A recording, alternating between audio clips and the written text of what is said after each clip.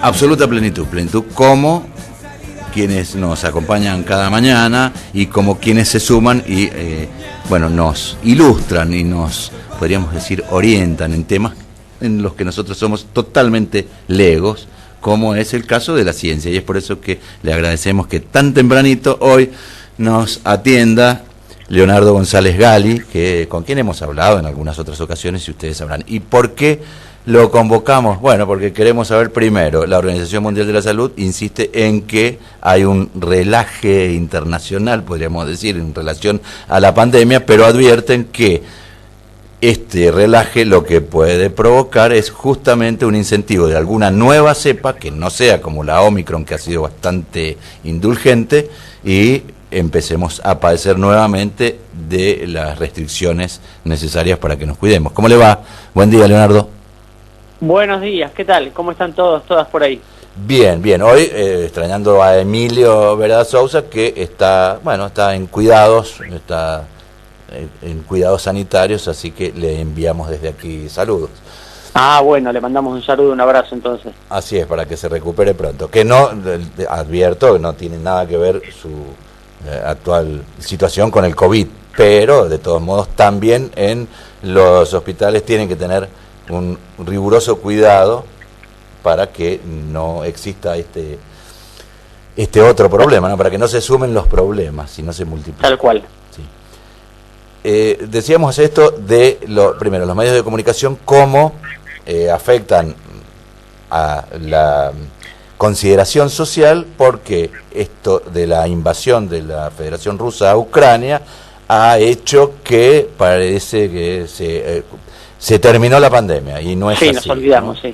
Sí. Sí, y algo que trae riesgos. Y también trae riesgos el tema de la invasión de la Federación Rusa a Ucrania y este conflicto, que no es tan lineal ni tan simple como lo estamos diciendo, porque Rusia además es uno de los fabricantes y proveedores máximos de la vacuna, que ha dado excelentes resultados, ¿no? Así es. ¿Qué dicen desde la ciencia al respecto de estas dos elementos que nos confunden a nosotros como sociedad? Bueno, con respecto a la primera cuestión que planteabas, en relación con el relajo y el riesgo de nuevas variantes, eso es interesante porque conviene por ahí detenerse un segundo a pensar por qué surgen nuevas variantes. Uh-huh. Y eso es interesante porque muchas veces se comunica mal esa cuestión. Seguramente ustedes y los y las oyentes habrán oído más de una vez decir, incluso a médicos y a gente que se supone que sabe, decir cosas tales como que los virus mutan para evadir la respuesta inmunológica. Sí.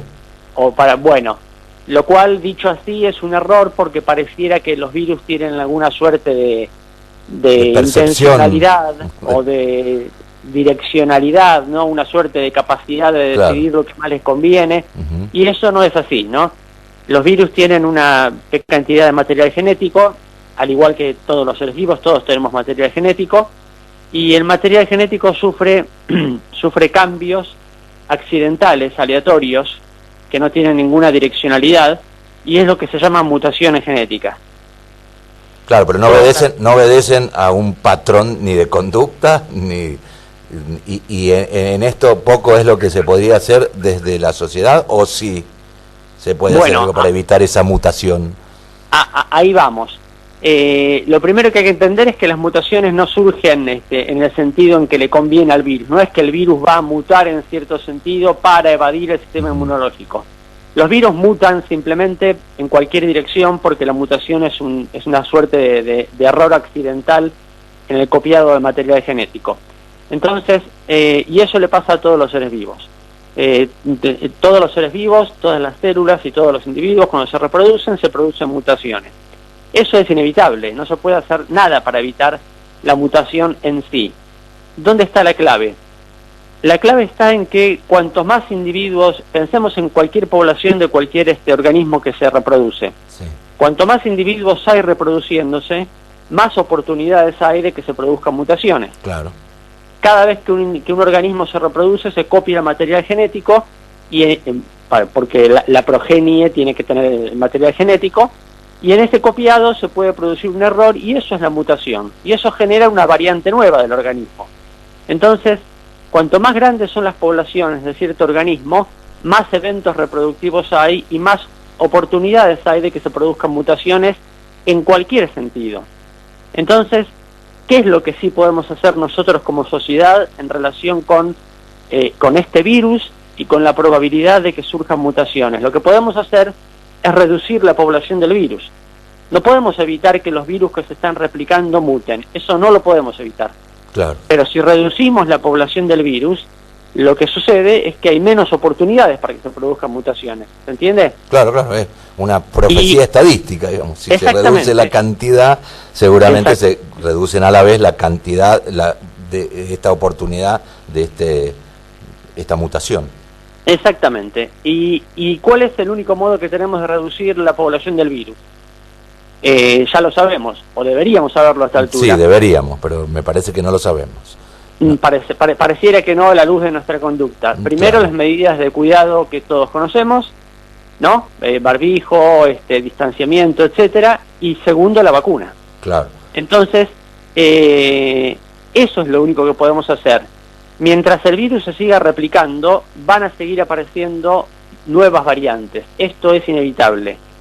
Cuanto menor sea la población del virus, o sea, cuanto menos personas estén infectadas, más lenta va a ser la aparición de nuevas variantes, que van a seguir apareciendo de todos modos, porque esto pasa con la gripe, pasa con las bacterias que nos infectan, con los hongos, es inevitable. Entonces, cuanto menos personas infectadas hay, más lentamente, más esporádicamente van a aparecer nuevas variantes, y por supuesto que eso da muchísimo tiempo para tomar las medidas necesarias con, valga la redundancia, con el tiempo necesario. Entonces la clave sigue estando en lo mismo de siempre. Con las mutaciones no se puede hacer nada. Lo único que se puede hacer es reducir las poblaciones del virus. Para reducir las poblaciones del virus, vacuna y medidas de prevención. No hay ninguna otra cosa que hacer, más allá, por supuesto, de desarrollar nuevas vacunas más efectivas para las nuevas variantes cuando aparezcan, más allá de desarrollar tratamientos terapéuticos para tratar la infección. Eso es aparte, ¿no? Pero ese es el panorama.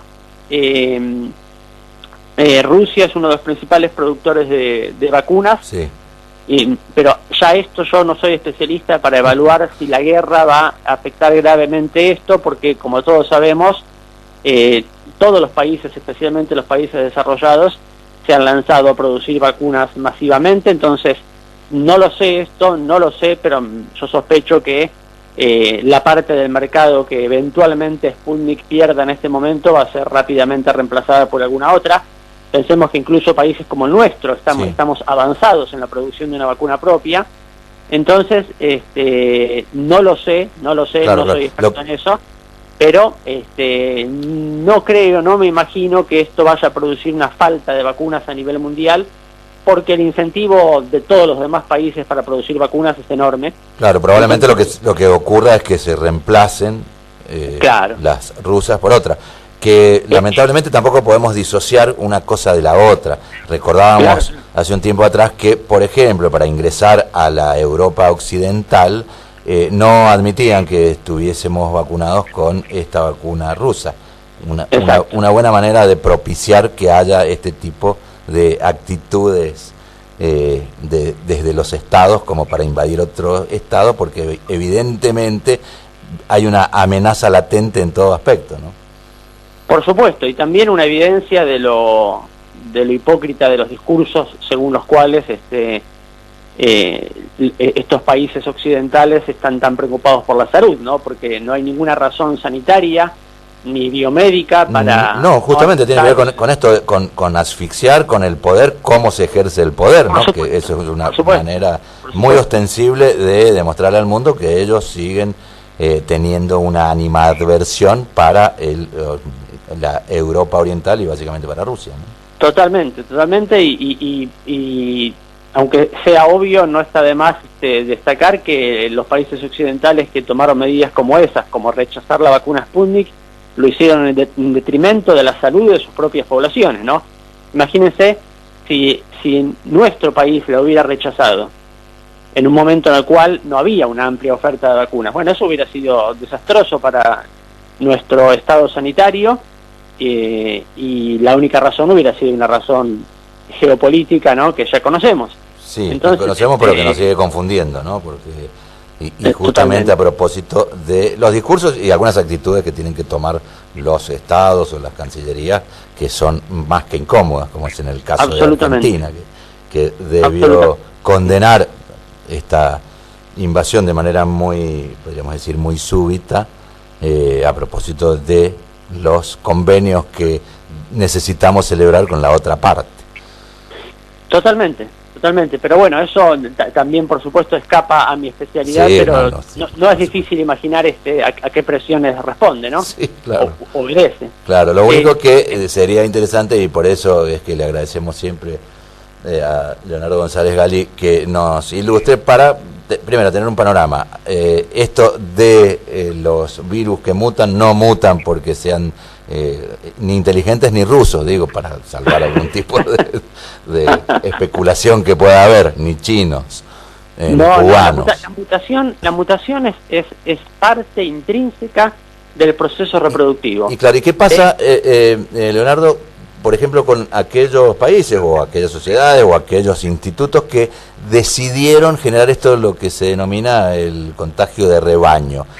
Alienta esta posibilidad también, ¿no? Por supuesto.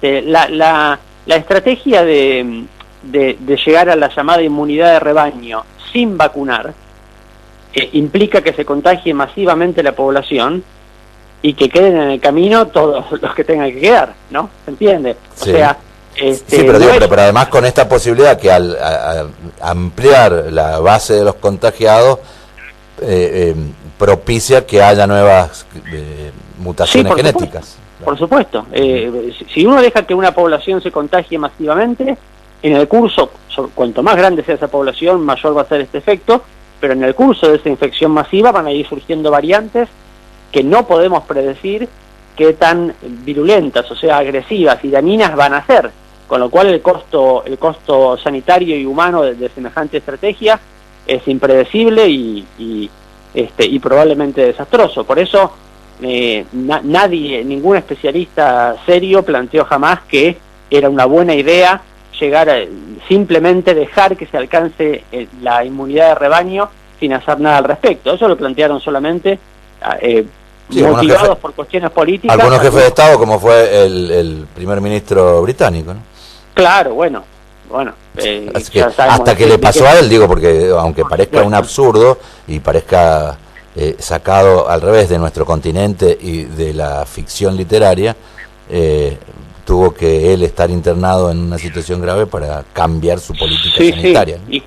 Y cuando propuso esa estrategia de dejar que siga su curso la infección hasta alcanzar la inmunidad de rebaño, lo hizo contra el consejo de sus especialistas, sí, ¿no? No lo dijo con el consenso de la ciencia en este caso. No, claro.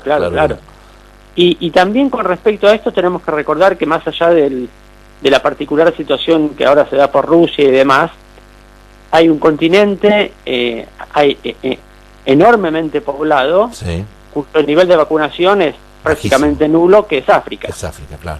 ¿No? Claro, pero ahí lo que ocurre, digo, lo que ocurre al resto del mundo es que como las transacciones en general, sobre todo el tránsito de personas es relativamente menor, parece que también se relajan los controles, ¿no?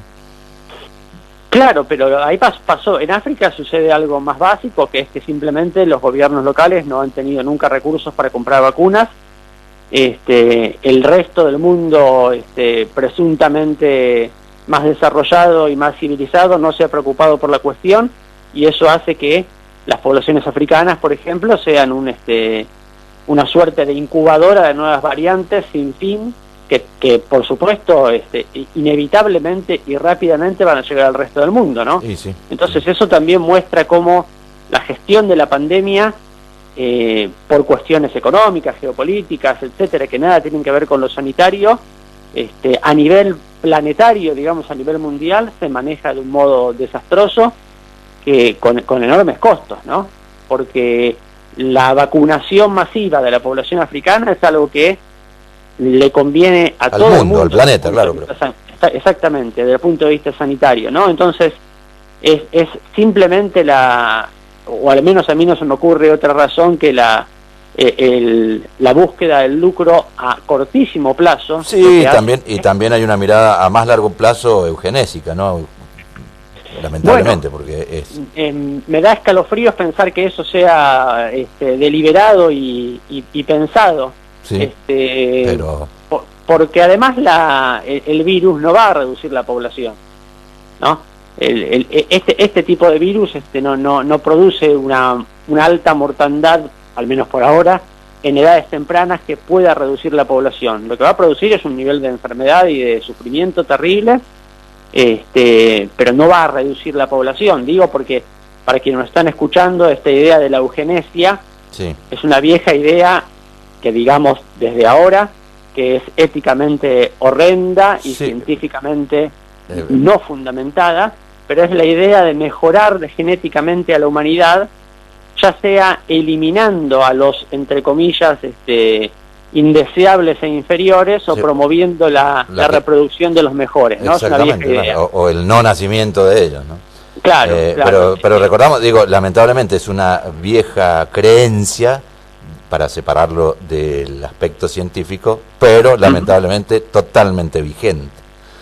Sí, de hecho, bueno, por supuesto que el ejemplo paradigmático de la eugenesia ha sido el holocausto nazi, desde ya, pero medidas eugenésicas han sido tomadas en casi todos los países de Europa, en Estados Unidos, donde se ha esterilizado involuntariamente a personas con condiciones que se consideraban indeseables, y notablemente... Sí, compulsivamente, porque, digo, voy a poner término, no involuntariamente, porque parece medio accidental, digo, ¿no? De manera compulsiva. No, claro, compulsivamente, sí. Y el ejemplo más reciente, tal vez, se da en nuestra región. En Perú, durante el gobierno de Fujimori, se esterilizó también obligatoria e involuntariamente a mujeres de pueblos originarios. Efectivamente. Que es una causa legal que sigue en curso eso. Sí. Entonces, volviendo a la cuestión del virus, aunque sigue habiendo mentes en este planeta que tienen intenciones eugenésicas, este virus no es una buena herramienta para eso, porque no va a hacer que no causa ese efecto como si pudieron causar otros más tremendos como el ébola, ¿no? Claro, en ese caso sí. Entonces es más bien, sospecho yo, que una simple cuestión de que nadie quiere poner el dinero para comprar las vacunas necesarias para vacunar las poblaciones africanas. Sí, pero es inclusive, a ver, proviene más de lo miserable que de la intencionalidad. Exactamente, sospecho que sí. Y eso sería interesante que lo comprendieran las poblaciones gobernadas por estas personas, porque eso es como un boomerang, incluso por cuestiones egoístas, digamos, ¿no? Uno esperaría que por cuestiones humanitarias, solidarias, las poblaciones de los países ricos y desarrollados se paran por el bienestar de las poblaciones africanas, pero resignándonos a que eso no es así, aunque sea por razones egoístas, deberían exigirles a sus gobiernos que se encarguen de garantizar la vacunación de las poblaciones africanas. Pero lo que ocurre es que, a ver, me arriesgo a decir algo que me respalda el exceso de estadística, diría Borges, que tiene que ver con la democracia. Tiene que ver con que esos representantes, en definitiva, son espejos también de esa sociedad. Por supuesto, desde ya. Bueno, Leonardo González Gali, le agradecemos como siempre, muy gentil, además muy esclarecedor, y ojalá que nosotros podamos contribuir, aunque sea mínimamente, con algo que tiene que ver con la concientización de que todavía ni podemos bajar los brazos ni los barbijos, y que sería bueno que tengamos actitudes solidarias, algunos que son en beneficio propio, ¿no? Como puede ser vacunarse. Totalmente, creo que ese es el principal mensaje. Ya muchos especialistas lo han dicho a través de los medios, que la vacunación es un acto social y solidario, que va más allá de lo bien que le hace a uno, ¿no? Entonces, insistamos en que las vacunas son efectivas y son seguras, que son las dos cosas que importan, ¿no? Porque siguen también circulando, por supuesto, todo tipo de ideas delirantes acerca de las vacunas. Bueno, tenemos que dejar en claro que que no hay debate al respecto entre la gente que sabe de esto, entre los expertos. Hay un consenso en que las vacunas son efectivas y seguras, y además está evidentemente demostrado en los hechos, ¿no? La reducción de la mortalidad en las últimas olas de la pandemia con respecto a las primeras la diferencia es abismal, y la única explicación es la vacuna. Es la vacuna. Bueno, muchas gracias, Leonardo. Gracias a ustedes, gusto, como gracias, siempre. Ariel. Saludos a todos, a todas, y espero que charlemos pronto. Gracias. Claro que sí, muchas gracias. Gali, científico, divulgador, y quien, bueno, nos indica de qué viene la cosa.